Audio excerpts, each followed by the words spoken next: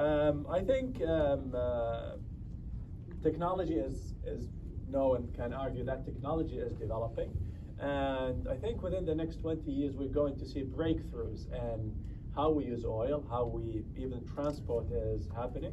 The amount of barrels of oil being displayed as a result of enhanced fuel economy in the US and in other parts of the world is incredible. So I think we're going to see an increment in growth, maybe slightly bigger than what the IA expects. So I think we're going to have the demand going beyond 2030. Well, on the other hand, I think we need to be somehow reasonable when we look at our forecast. So sometimes the forecast can be over bullish, neglecting the technological factor. So I'm somewhere in between the OPEC and the IA as an independent opinion. What's the price? Well, I would be. Well, it's supply and demand balance. Well, back in the days, it used to be $20. Now it's the $80 to $90.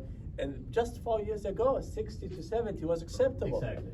Yes. So it is the global economy, the state of the global economy determines what price is going to be. But I think as the world continues to grow and inflation, cost of living, price of oil increases gradually. Yeah. Yeah. Yeah. Indeed. Yeah. Past 10 years, it's been China driving that growth in demand. Of course, the US continues to be the largest consumer of oil. But in terms of the net growth annually, China, and now it's becoming India. India now is getting a greater growth annually. So that is the question of, so essentially it is the oil price that is going to impact the economics of oil to chemicals, not the other way around. Yeah.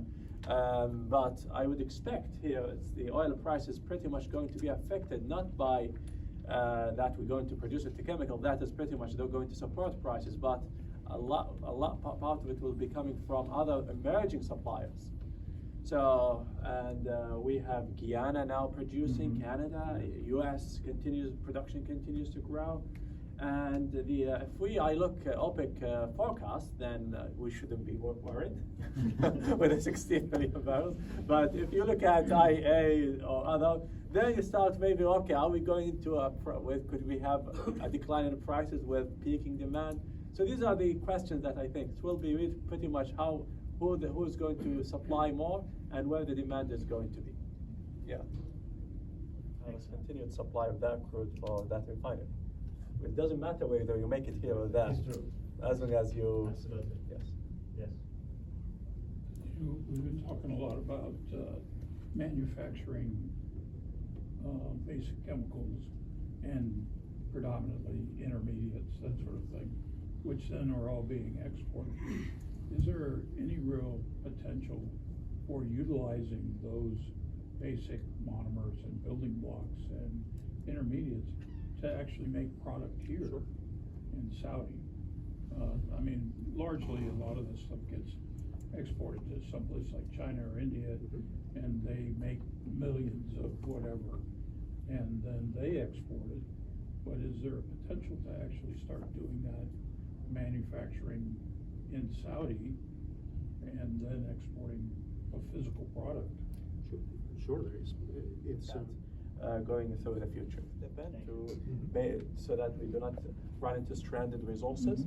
So I think here it's very important that we study the supply and demand dynamics of these end consumer products and the prices, because currently the petrochemical sector is going through cycles.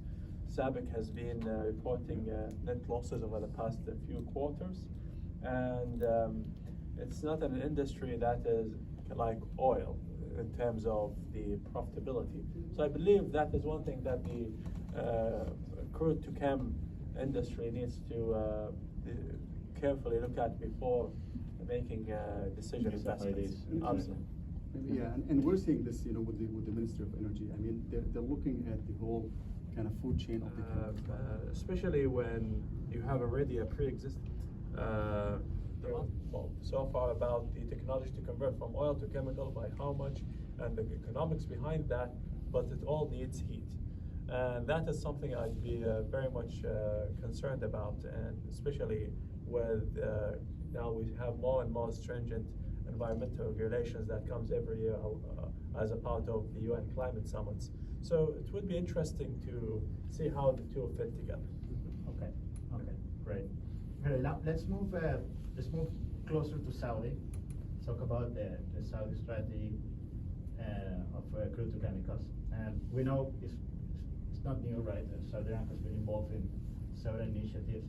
We have mentioned what they've been doing. Fluor and KBR also involved directly with them.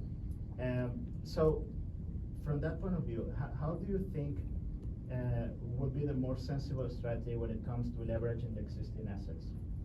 And that's the first part of the question. And then the second part of the question is how to, if they focus on existing assets, what's the best way to retrofit these refineries without, or minimizing the downtime, because that's going to be a big issue. So I don't know, maybe Abdullah, you want to start? Yeah, we can look. So Some form of nuclear energy. So I believe that is something that crucially that the petrochemical or the oil industry needs to consider, is how to actually producing these products. And we as a consultancy firm, also as a research institution, would like to explore some possible future collaboration in terms of working with these manufacturers in terms of providing their roadmap on how they can get their project successfully developing and taking context within the country. So I'm very happy to hear from you and see how we can develop crucial collaboration. And that's very important, right? To have that roadmap based on actual intelligence, and so the right decisions can be taken. So that's fundamental as well. Absolutely. So okay, Abdullah, the industry, where are we going? Now I want to take it to maybe to a lower level, to each one of our companies and the role